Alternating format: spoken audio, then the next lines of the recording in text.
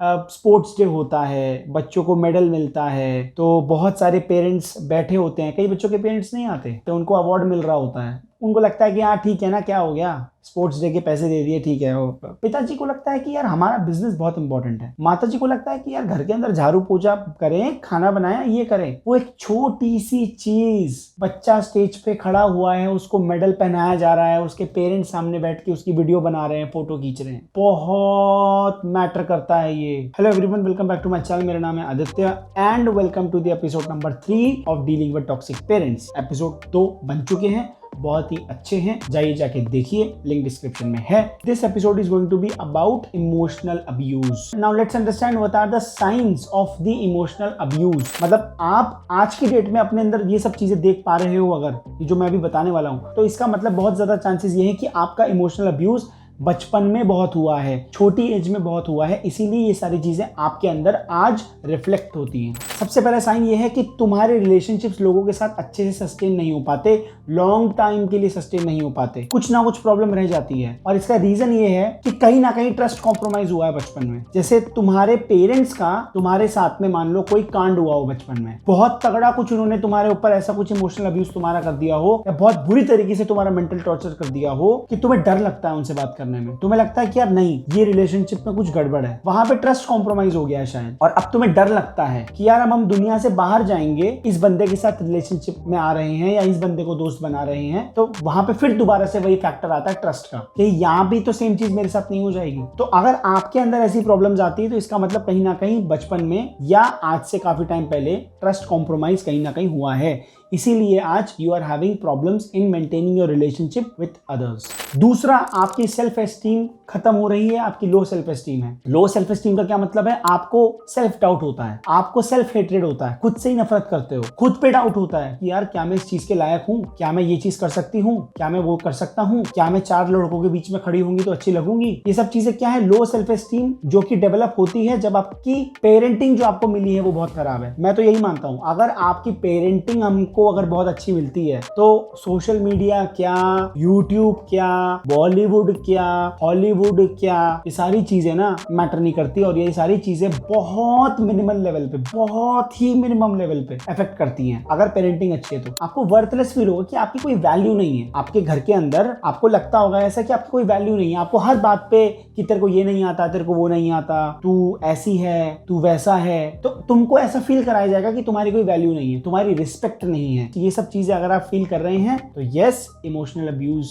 हुआ है। तीसरा सबसे इंपॉर्टेंट पॉइंट, आप पेसिमिस्टिक अप्रोच रखोगे अपनी लाइफ में। एक होता है ऑप्टिमिस्टिक, मतलब बंदा जो अच्छी चीजों के लिए होप करता है। ऑप्टिमिस्टिक बंदा है कि हाँ ये सब चीजें अच्छी हो जाएंगी, मैं कर लूंगा ऐसा, I can do it better, ये सब चीजें हो गई। पेसिमिस्टिक मतलब हर बात पे मैं ये नहीं कर सकती, मैं फेल हो गई तो, मेरे साथ ऐसा हो गया तो, कॉलेज में वैसा हो गया तो, मैं पार्टी में गई और मुझे किसी ने देखा नहीं तो, मैं वहां पे गया और मुझे किसी ने भाव नहीं दिया तो। ये सब क्या है? लो सेल्फ एस्टीम है, कॉन्फिडेंस की धज्जियां उड़ी पड़ी है, बिकॉज इमोशनल अब्यूज हुआ है। सारा का सारा ये बचपन से आ रहा है। अगर पेरेंट्स ने जड़ को मजबूत रखा होता ना, सेल्फ एस्टीम तुम्हारी जो बिल्डअप होती है ना, वो बचपन से होती है। तुमने अपने बचपन के अंदर अल्कोहलिज्म देखा है, तुमने अपने बचपन के अंदर अपनी घर के अंदर मार पिटाई देखी है, तुमने अपने बचपन के अंदर गाली गलौज देखी है, तुमने अपने पापा का बिहेवियर देखा है, तुमने अपनी मम्मी का बिहेवियर देखा है, तुमने अपने फैमिली के अंदर वो टॉक्सिक एनवायरनमेंट देखा है, पैसों को लेके, खाने को लेके, बहुत सारी चीजें होती है फैमिली में यार। इसीलिए तुम्हारी पेसिमिस्टिक अप्रोच हो गई है वो सब चीजों को देख देख करके। अगला पॉइंट है, यू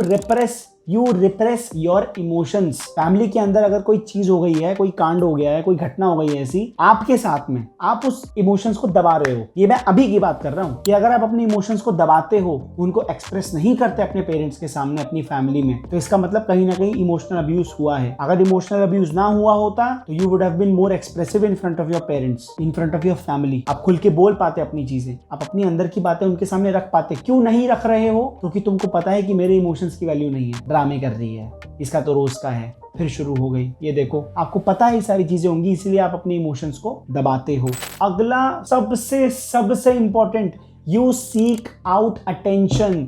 तुमको अटेंशन की भूख है, अगर तुम नए नए कॉलेज में गए हो, तुम्हें अटेंशन चाहिए, तुम्हें लड़कों का अटेंशन चाहिए, तुम्हें लड़कियों का अटेंशन चाहिए, तुम क्लास के अंदर अपने अटेंशन चाहते हो, तुम अपने जॉब एनवायरनमेंट में अटेंशन चाहते हो, तुम्हें भूख है अटेंशन की, यू सीक आउट अटेंशन, क्योंकि तुम्हें वो अटेंशन तुम्हारे घर में नहीं मिला। As simple as that. और ये बात मैं आंख बंद करके बोल सकता हूं, जिस भी बच्चे को अगर उसके घर के अंदर अटेंशन मिली है, उसकी कमियों के ऊपर काम किया गया है, उसके एफर्ट्स को अप्रेजल मिला है, उसकी छोटी छोटी अचीवमेंट्स के ऊपर उसको मोटिवेट किया गया है, उसको खुश करने की कोशिश की गई है, उसको पुश किया है, उसको एक्सेप्ट किया है, तो फिर वो बंदा बाहर अटेंशन की भूख नहीं रखेगा। बंदा बाहर तब भागता है ना जब उसके अंदर खाली होती है चीजें। जैसे स्कूल के अंदर होता है कि स्पोर्ट्स डे होता है, बच्चों को मेडल मिलता है, तो बहुत सारे पेरेंट्स बैठे होते हैं, कई बच्चों के पेरेंट्स नहीं आते, तो उनको अवार्ड मिल रहा होता है, उनको लगता है कि हाँ ठीक है ना, क्या हो गया, स्पोर्ट्स डे के पैसे दे दिए, ठीक है।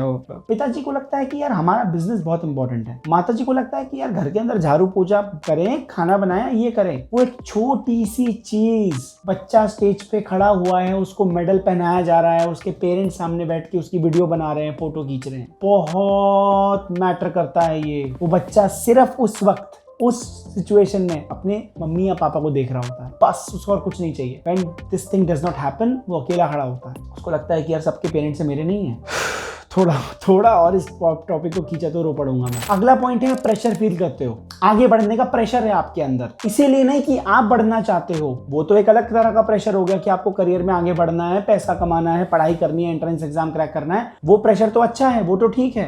एक प्रेशर होता है फैमिली वाला प्रेशर, बहुत ही सटल लेवल पे। मतलब मैं इसको कैसे समझाऊं आप लोगों को, जैसे मान लो कि आपको पता है कि यार मेरे पेरेंट्स ना तभी मुझसे खुश होंगे जब मेरे मार्क्स अच्छे आएंगे, या फिर मेरी सैलरी इतनी ज्यादा होनी चाहिए, या मैं इतना कमा रहा हूँ और जब तक मैं इतना पैसा नहीं कमाऊंगी या कमाऊंगा तब तक मेरे पेरेंट्स मुझसे खुश नहीं होंगे। तो एक प्रेशर है ना, इस तरह प्रेशर की मैं बात कर रहा हूँ। अगर आपकी लाइफ में इस तरह का प्रेशर है ना कि आपको अपने पेरेंट्स को बार बार प्रूफ करने की जरूरत पड़ती है, और फिर जब आप उस चीज को पूरा नहीं कर पाते तो आपको एक डर होता है कि यार अगर मेरे मार्क्स नहीं आए तो ये मुझसे बात नहीं करेंगे, या फिर अगर मैंने इनको इतना पैसा कमा के नहीं दिखाया या इतना पैसा कमा के नहीं दिया तो ये मुझसे ढंग से बात नहीं करेंगे। नेक्स्ट साइन इज आपकी प्राइवेसी बहुत ज्यादा वॉयलेट हुई है, आपकी प्राइवेसी में बहुत ज्यादा इंटरफेयर किया गया है कि क्या कर रहे हो, अपना फोन दिखाओ, अपना कंप्यूटर दिखाओ, अपना लैपटॉप खोल के दिखाओ, अपना फोन खोल के दिखाओ। पता है कि ये सब चीजें क्यों हो रही हैं? मैं आज एक बात क्लियर कर देना चाहता हूं कि ये जितने भी पेरेंट्स का ये होता है ना कि अपना फोन दिखाओ, किससे बात कर रहे थे, कितनी देर तक बात कर रहे थे, ये जो बीच में इंटरवीन करते हैं ना, ये पता है क्यों? क्योंकि इनकी पेरेंटिंग ही गलत है।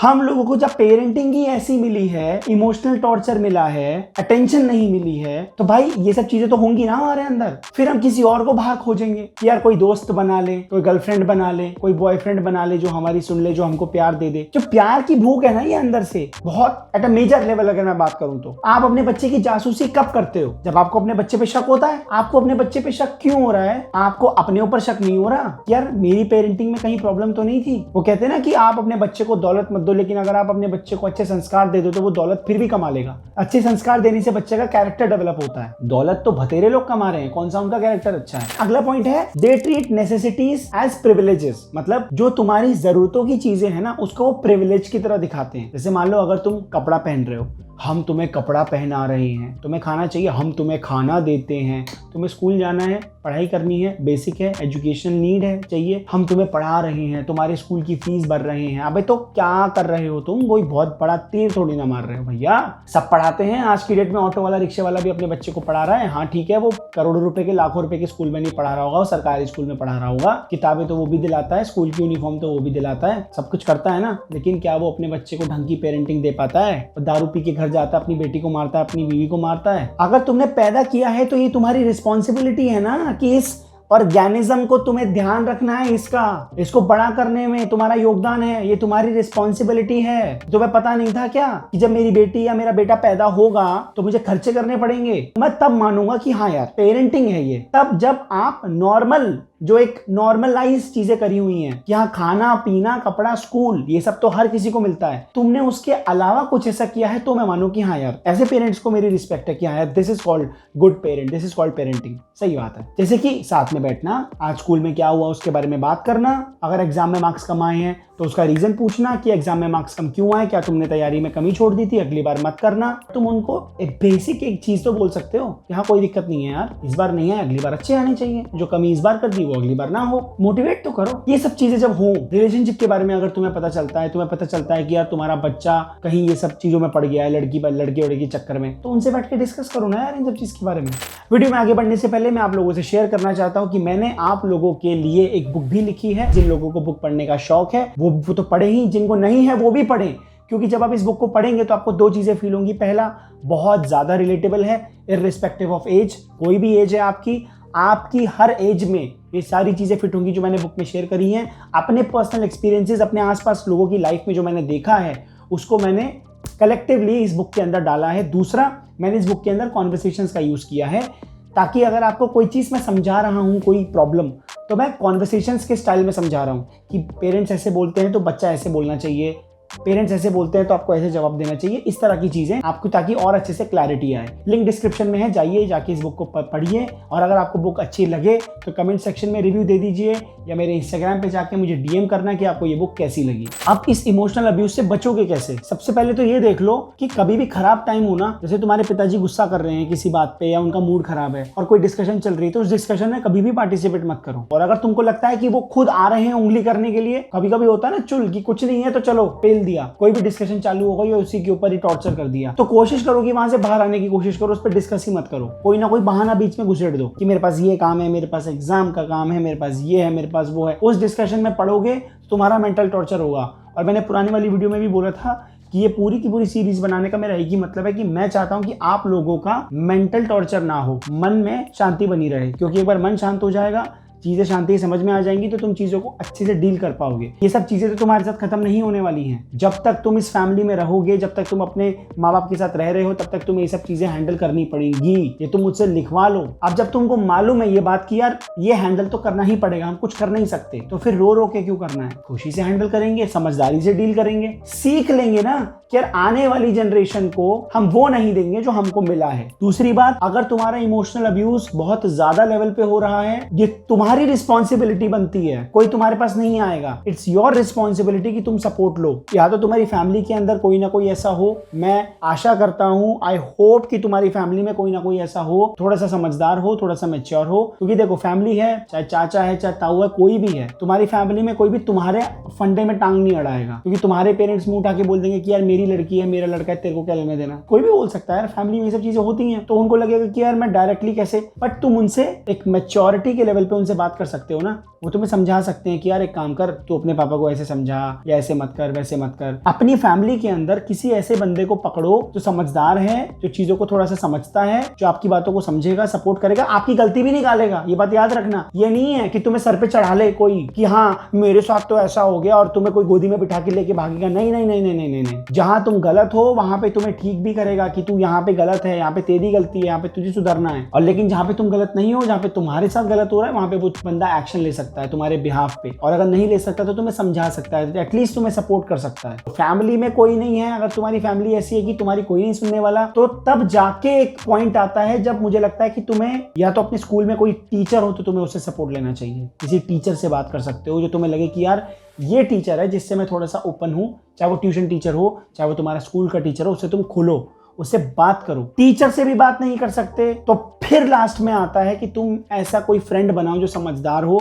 जो तुम्हें तुम्हारे माँ बाप के खिलाफ भड़काए ना, सिर्फ तुम्हारी भी गलती निकाले कभी कभी, और मेजरली अगर तुम्हारे पेरेंट्स की गलती है तो उस पर सपोर्ट भी करे, तुम्हें समझाए भी, भड़काए ना। यार ये भड़काऊ दोस्तों ने कि घर से भाग जा, तू ये कर ले, वो कर ले, तेरे माँ बाप तो ऐसे। नहीं नहीं, ये सब चीजें नहीं। समझदारी से दोस्त बनाओ, समझदार लोगों के साथ बैठो। तुम पहले देखो कि तुम किसको जाके अपनी बात बता रहे हो, और हर किसी को जाके अपना रोना धोना मत चालू किया करो कि मेरे साथ ऐसा हो रहा है, वैसा हो रहा है। पहले देख लो हु द पर्सन इज जिसको तुम बता रहे हो, क्या वो लॉयल है, जिसको तुम अपनी बातें शेयर कर रहे हो घर की। तो that is it for the episode number 3। Next episode यानी कि एपिसोड नंबर 4 में मैं आपसे बात करूंगा how to deal with the societal pressure created by toxic parents. जो सोसाइटी तुम पे प्रेशर क्रिएट करती है वो नहीं, सोसाइटी की वजह से तुम्हारे पेरेंट्स जो प्रेशर क्रिएट करते हैं वो, और जो सोसाइटी प्रेशर क्रिएट करती है वो तो उस पर डिस्कस हो ही जाएगा। तो वेट करें अगले एपिसोड के लिए। Till then bye.